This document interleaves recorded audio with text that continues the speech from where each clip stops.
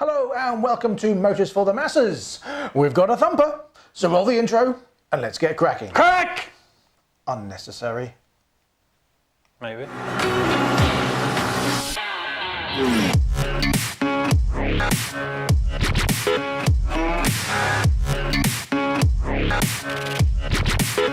I've been a real bad boy on the town all night. Starting to calm down with the morning light. Down in the dirt. The French are coming. Via China. That's right, it's the MASH Dirt Track 650.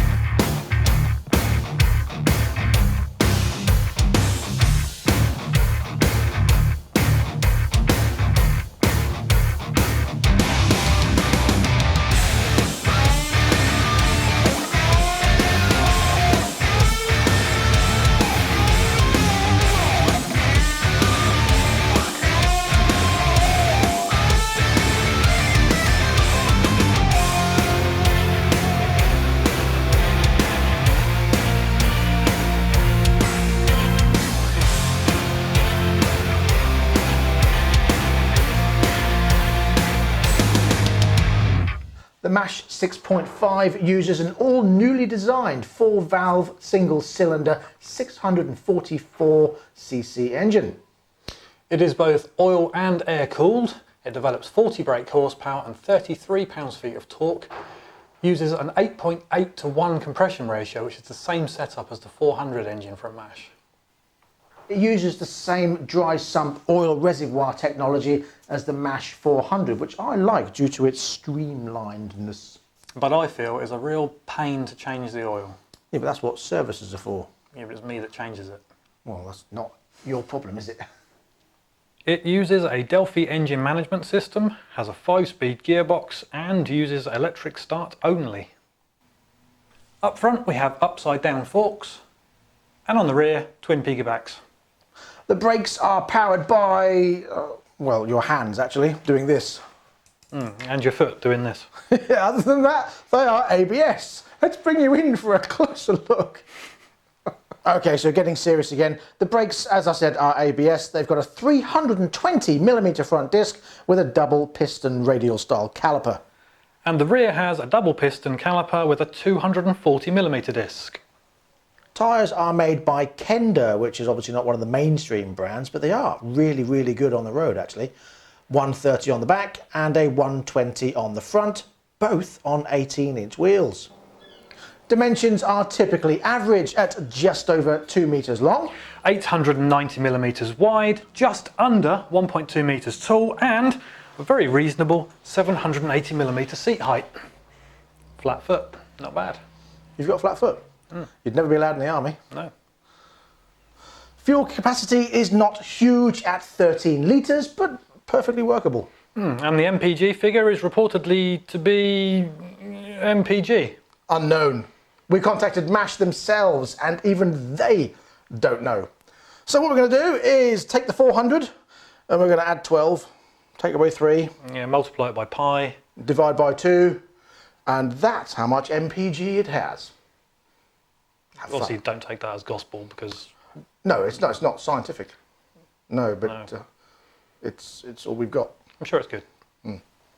So the dry weight of this magnificent machine is 164 kilograms dry. However, with some fluids in there, you're probably at around 175-ish. But it skips along very nicely. It's no signs of it being a plodder whatsoever, as you'll see very soon. So then, let's start it up and hear it and ride it. Okay, let's do that.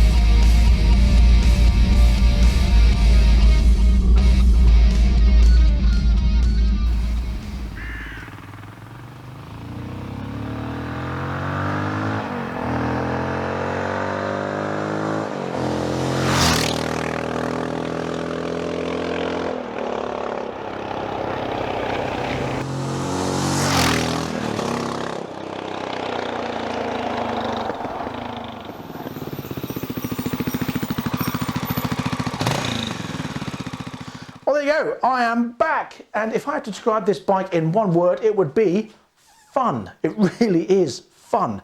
It makes a phenomenal sound. This thumper up here sounds beautiful. I love the way it starts with that dum dum dum dum dum dum dum dum dum dum dum dum dum dum, and then it ticks over really nicely. You've got a fantastic note out of this exhaust, and it's pretty loud. How they managed to get that through European checks, I don't know, but who cares? It's here. Brilliant. Handlebars. Initially, you think 890 millimeters. That's quite wide, but it works. It doesn't feel that bad at all. Everything's easy to use. You've got your ABS button on there, which you'll use if you go off-road, I guess. The mirrors are pretty good. They're small and round, but they work with the bike. You don't see a huge amount out of them, but as long as they're angled right, you can see. So what more do you need? Tyres work brilliantly. I have to say, they do work well. We were riding it in the wet, we were riding it, which is like riding, but wider, in the dry, and it also worked really well. Very impressed. They're not a hugely known brand, but they work. ABS, fantastic. It stops really, really well. You've got loads of confidence that you can take corners, loads of confidence that you can ride it for a decent amount of journey, lengthwise, you know, time and distance. On journeys, you can feel as though it's going to be very comfortable. This seat is actually lovely and soft and really comfortable to ride on. I love the dimensions of it. It feels bigger and it looks bigger than it is. When you're on it, you do feel like you're on a thumping bike. It's a great position, and I really am very impressed. I know I sound maybe a little bit over enthusiastic about it, but I really do like it. Really do. Now, if there was one thing I would have to pick as a negative, it would be this front end, and I'll come on to that in a second. Design-wise, I think it is extremely well laid out. It feels very solid, certainly very well put together. I like these little bullet indicators on here. Very nice little design there. Really am impressed with those. The rear end, the way this little light is sort of positioned in here, very nicely done. I can't really fault how it's built. Really feels very solid, just like that MASH 400. It is very well put together, and I have to say I'm extremely impressed with the build. Now let me get on to that negative. This is a mud trap, and not just because it's been off-road.